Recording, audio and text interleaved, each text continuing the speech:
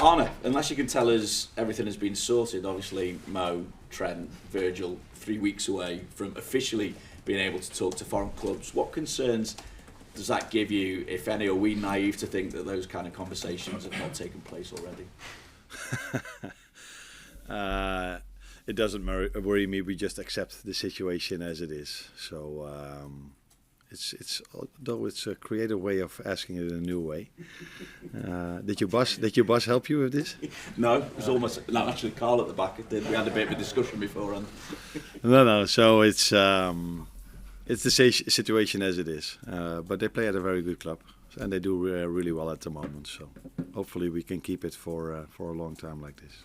Well, Mo numbers in particular, and I'm looking at them, 4 goals in his last 3 games, 7 in his last 6, 16 goals for the season in 22, and in the Premier League it's 13 goals and 8 assists in 14 games.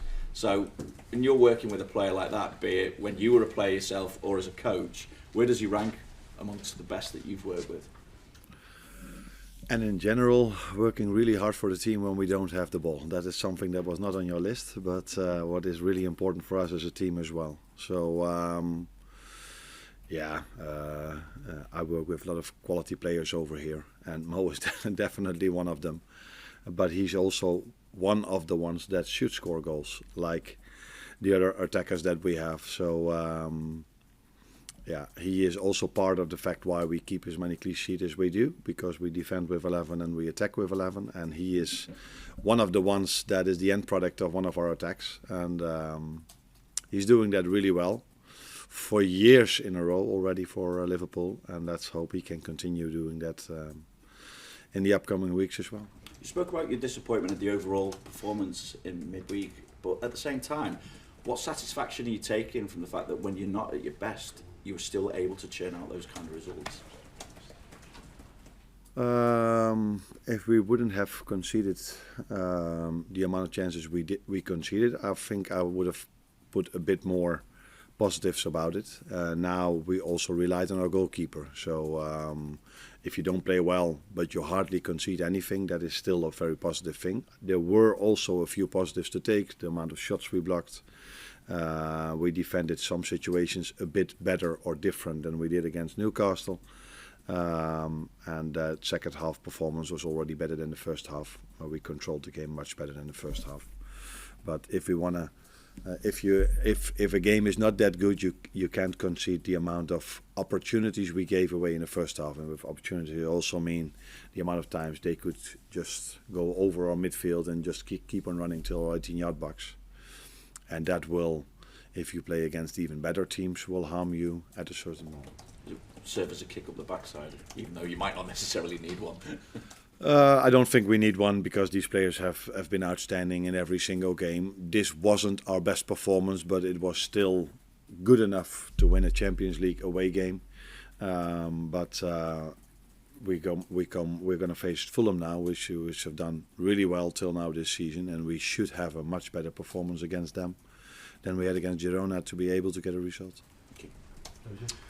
They've taken quite a few points off some of the top sides recently. Fulham, just how dangerous a prospect are they, do you think?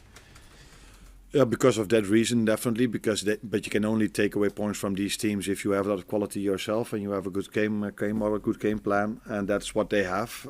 They work really hard as well when they don't have the ball, which is one of the reasons not to concede goals, and that is what they've done against Arsenal. I think they only conceded from a set piece against such an attacking threat as Arsenal. That probably tells you how well they are organized and structured. And they beat Brighton as well, which is a team that is so comfortable with the ball. So probably they're able to defend really strong. Not probably, they are able to defend really strong, and they always have the threat of being a threat in the counter attack because of the fast players they have up front and the goal scoring abilities they have over there as well. Having Alisson come back into the squad at this time of the season, and having had plenty of time to get back to full fitness, do you think you're going to see real benefits from that now, given the fact that he's given a lot of confidence to the side as well? Hopefully. Hopefully the amount of time he needed and we thought he needed to get him back on his best possible level always also helped us in for the long term. That is not only that he's there for a few weeks now, but it is something that has to be shown in the upcoming weeks and months that he will stay available. But he worked really hard together with our performance and medical staff to get where he is now, and hopefully he doesn't get the same amount of work every game he plays. But if he does, then he showed that he's able of doing that in a real good way for us. Hi, how's Darwin Núñez been this week? Is he frustrated that he's not making more of an impact and getting more goals for the team? That's one way of looking at it. For me, he has impact. If you only look at goals, he hasn't scored the amount of goals he wants to score, or we want our number 9 to score, but he does have impact in his work rate, and that's not only for the other team not to create a chance, but it's also for us if we lose the ball and he's that aggressive, that we can get the ball back and still create our chances. So he's part of a team that scores a lot of goals and is winning a lot. But of course, as a number 9, you want to score more goals, and that's definitely what he wants as well. But till now, I'm not only judging Mo on his goals, I'm not only judging Darwin on his goals, I also judge them on their work rate and what they bring to the team. And that has been positive till now, except for us and he himself wanting to score more goals. Maybe mainly also because the fans support him so much. Maybe he wants it even too much to score that goal for himself and also for the fans, because they've been very supportive for him. He really feeds off that, doesn't he? You can hear the chants around the ground, and he really you can see it gets him going on a match day. Yeah, it definitely does. But not only for him, I think all our players feel the support of our fans, but he's definitely one of them. And if you're in a good place, so Mo, for example, he's scoring so many goals, he likes the support of the fans, but he doesn't really need it at the moment. But what I like about fans is, special fans, is that they're not only supportive if it's going really well for a player, but especially if he maybe needs that support, and that is what makes these fans of us special, in my opinion. And could he have more competition for places soon? Will Chiesa and Jota be available for this weekend? I think they are. They have to. We have one training session to go, but Federico missed quite a lot for a long time. Was ill last week, so we have to wait and see how he's exactly doing. But maybe Jogo is in the squad, and maybe Federico as well. But that depends a bit on the numbers we have and also how he recovered from his illness. Carl, unless maybe that's your question. I think he has done that. On Darwin, he put a post on social media after the game this week, which appeared to be aware that there was some criticism on from maybe some fans. Is that does he get affected by criticism and how I know you were asked about confidence on Tuesday and it wasn't really a confidence thing, but is he that sort of player who needs a bit of support, a bit of an arm around the shoulder? I think not only him, every player who's in a position where he's we all saw that they did something with him, that he missed the chances last Wednesday. Was it Wednesday that we played? Tuesday. And I think everybody then needs an arm around you, either it's from a teammate or from the fans or from your manager. That is clear, but I also made it clear to him that he's not only judged on the goals he scores, he's also judged on the team performance, and he adds something to the team performance as well with his work rate and how much he does for us winning the ball back high up on the pitch. So yes, I said it before, ideally he has scored a few goals more, but it's mostly in a season like this. Maybe in a few weeks you will ask me, Mo is not scoring anymore and Darwin is scoring one goal after another. It is the life of a number 9. Sometimes you score, sometimes you don't. But what should be always there is work rate, and I think that's what he had. Apart from 2 games, the first one against Las Palmas, I said to him that yesterday, and the last half hour against Girona wasn't of the standards he should have, and that had a lot to do with him being disappointed after missing a few chances. Hi Arne. Chelsea manager Enzo Maresca says he doesn't believe his side are ready to challenge for the title. Do you think they are, and how do you view Chelsea? I think I've said a few times already what I think about Chelsea. Before we played them, after we played them, and 1 or 2 weeks later. So I think it was one of the games, maybe the only game, where I felt the other team was better than us during that game. That's not to say that for the long term they're better than us, but during the game they had more ball possession than us. They were threatening us more than any other team did till now. So yeah, that was my opinion about Chelsea back then, and that's still my opinion. But I'm not there to judge what position they will end in the league table. I have to focus on my own team. But Chelsea has been impressive this season so far, that's for sure. Hi Arne. All teams have a tough schedule at this time of year, but Liverpool have travelled nearly 4,000 miles across their last 5 away trips, and in that same period of time, Fulham haven't even left London. Now, considering that level of disadvantage, and off the back of a game where you said intensity and aggression were maybe a bit lacking, do you think freshness becomes more important in terms of team selection at this time of year? Interesting way of looking at it. You think the fans will find it okay if we're going to play in London from now on? Because there are so many clubs in London, so it's normal that they don't travel as much as we do. Maybe, but and they don't play in Europe, so that's something different as well. It is what these players are used to, and we have a big squad, so I don't mind us traveling that much. Sometimes it's even nice to go somewhere else, especially if you go to Spain and you expect to have a little bit of sun, which we didn't. No, it's what we want. We wanna be in the Champions League. Of course, we are in the Premier League, and then don't complain about the amount of travel you have to do. We are in a privileged position that we travel in a really good way. So the airplane and the way we go there it's very quick. So it's not an issue for us. I hope we can continue making these flights for a long time in the second half of the season.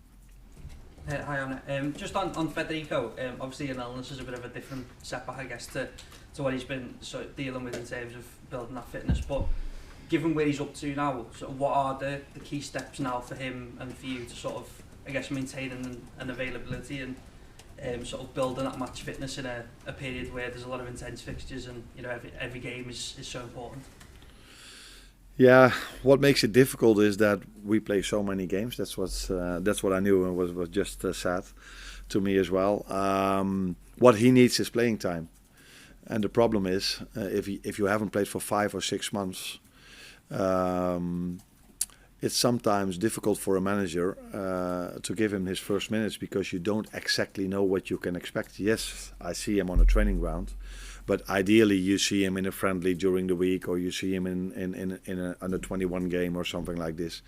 But that is not the situation we have. We play so many games. So maybe the Southampton game might be a good moment for him to get some playing minutes, and then we know a bit better what we can expect from him. Of course, we see his qualities, we know his qualities, but he needs to get this fitness level. If you only have training sessions, that is not the same as playing time. So you need to have playing time to reach certain fitness levels. And but yeah, that is if you are competing for the league and competing in the Champions League. It's not always easy to find these minutes unless we are sometimes 4 or 5-0 up. But for the whole season, I think it was only once against Bournemouth at home, 3-0 up at half-time. For the rest, it's been a struggle or a fight till the last second of every game. Any more for the breakout next door? Trainer, when you came to Liverpool from Rotterdam, you had an image how it would be working at the top club, at the top level. Is there anything what is completely different compared to what you thought it would be? No, the good thing was that I already worked at a top club. Like you know, these two are Dutch. These two come from Feyenoord. So I already worked at a top club. The difference is that it's all a bit bigger over here. So the training ground is a bit bigger. The country is bigger. So it's like you just said, we have to drive. We have to travel longer. and that takes more effort. And the quality of the league is much, much, much higher than the quality in the Eredivisie, which makes it every game a battle to get your points. Because at my former top club I worked, Feyenoord, we could 7 out of 10 we could easily win. But here it's 10 out of 10 games that are difficult to win. That's the main difference in my opinion. Last one. You went from the other top club to this top club. It's even a bigger club, of course. I have to do it in English, which is very, very difficult. And now you're going to play at Christmas for the first time in your career. You're looking forward to that, or is it difficult maybe in preparation because you never had it before? I was always happy that in the Premier League the teams played, because when I was off, you always like, oh, there's no football on television, and then, oh, there is, because in the Premier League they play. So I was always very happy that the Premier League played. Now, when you're in this league, you sometimes feel, okay, a few days, few weeks off were maybe not good for me, because I had my days off during the international breaks when the national teams played. But I think for the players it would be definitely beneficial for them to have 1 or 2 weeks off. But it is not the situation. And before we played Girona, we had to play Everton. And when that game was cancelled, I was like, okay, maybe that's a good thing. Maybe we have even more energy now to play in Girona. So it was a bit of a surprise for me to see us not having that energy in Girona as we usually have. So maybe it's a good thing for us that we play so many games. And actually I'm looking forward to it. My family is going over, so Christmas days will be similar to normal. Except for the fact that last year I was in Dubai, so it was a bit more sun. And now I'm here in Liverpool, hoping to enjoy a home game against Leicester. Which is maybe a different way of spending Christmas or being, but it's also a way of where I'm looking forward to. Yeah. Okay, one more. They use that Feyenoord that it takes an hour, so that's why they keep on quick. We're halfway now. Everything is bigger here, like you said. Bigger competition, bigger country, bigger media attention, everything. Is there something you still miss from your Feyenoord days? The people. The people. The people I work with. And I hate to say this, but it is true.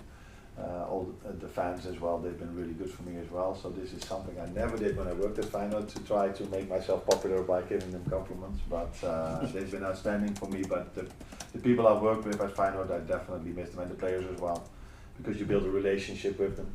And I'm very happy over here. The staff is so good for me, and the players as well. But if you work 3 years together, you want a few things. Yeah, then it's normal, I think, that you miss these people. Apart from these two as well. Cheers, Arne.